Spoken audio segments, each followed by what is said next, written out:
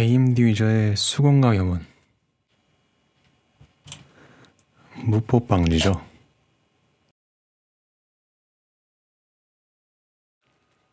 무법이란 뭘까요?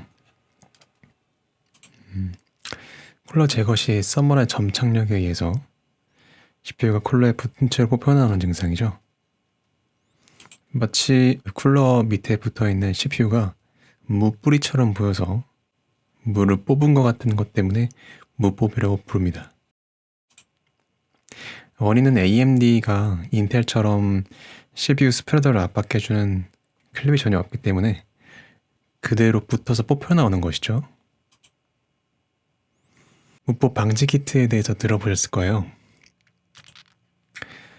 방지 키트라는 것은 특별한 게 아니라 배송 중에 무법 변상을 막으려고 스탠드오프를 따로 넣어준 것인데요.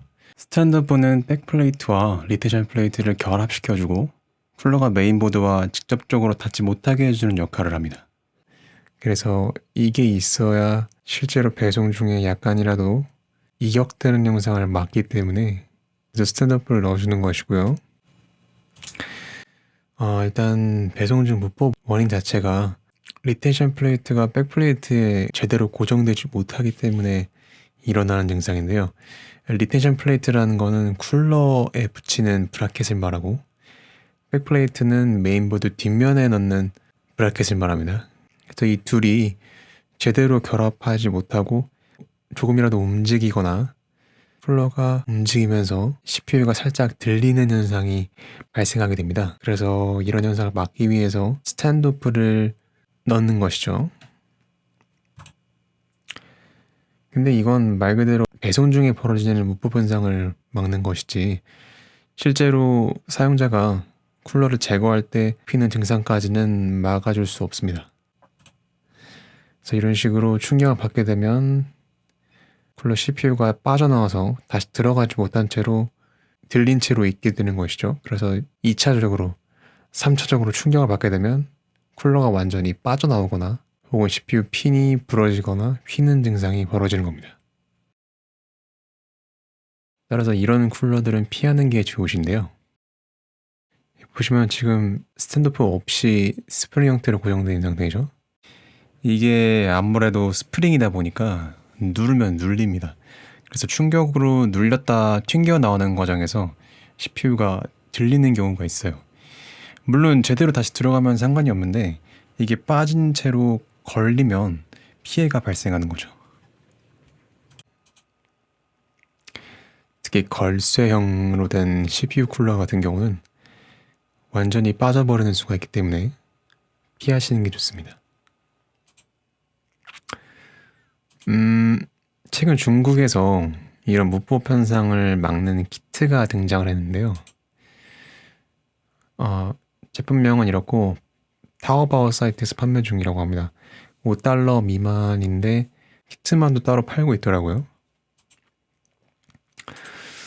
모양을 보시면 지금 인텔처럼 스프레더를 누르는 게 아니라 그 스프레더 겉에 있는 PCB 기판을 누르는 형태로 되어 있습니다. 그래서 아마 방열되는 거를 방해하지 못하게끔 PCB 기판만 누르는 것 같은데요. 이렇다고 해서 스프레더가 떨어져 나가는 일은 거의 없겠죠? 실리콘으로 붙어있기 때문에 계속 반복적으로 탈거하면 빠질 수 있지 않을까? 뭐 그럴 일은 없을 것 같습니다. PCB 기판이 부러졌으면 모를까? 제 생각에는 크게 문제는 없을 것 같아요.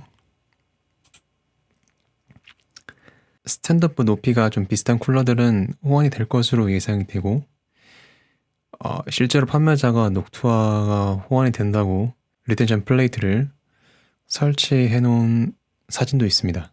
그러나 어디까지나 추측일 뿐이고요. 직접 확인해 봐야겠죠. 녹투아 등의 쿨러 회사들이 왜 이런 방식으로 쿨러를 만들진 않았을까요? 생각에는 쿨러 회사들이 생각은 한 번쯤은 해봤을 것 같아요.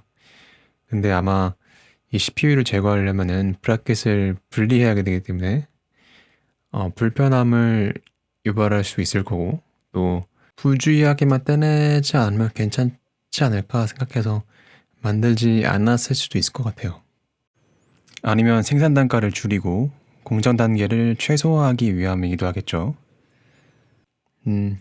일단 저건 중국에서만 판매되기 때문에 어쨌든 간에 우리가 방지할 수는 없지 않냐. 예, 그렇습니다. 지금 뭐 해외로 타오바오에서 직구하지 않는 이상 대처할 수가 없겠죠.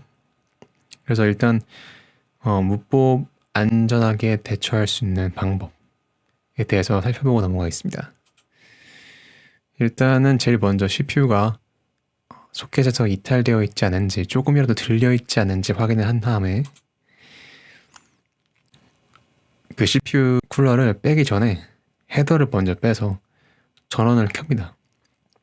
전원을 인가한 다음에 조금 열을 발생시켜서 서머를 어느 정도 높게 하고 그다음 컴퓨터를 끄고 낚싯줄 같은 거를 틈새로 넣어서 CPU와 쿨러 틈새에 넣어서 서머를 조금 점착력을 줄여주는 거죠.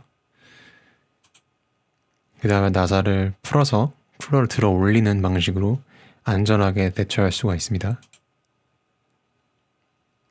현장에서 일하시는 분들은 이렇게 하면 조금 느려서 최대한 빠르게 대처를 하게 되는데요.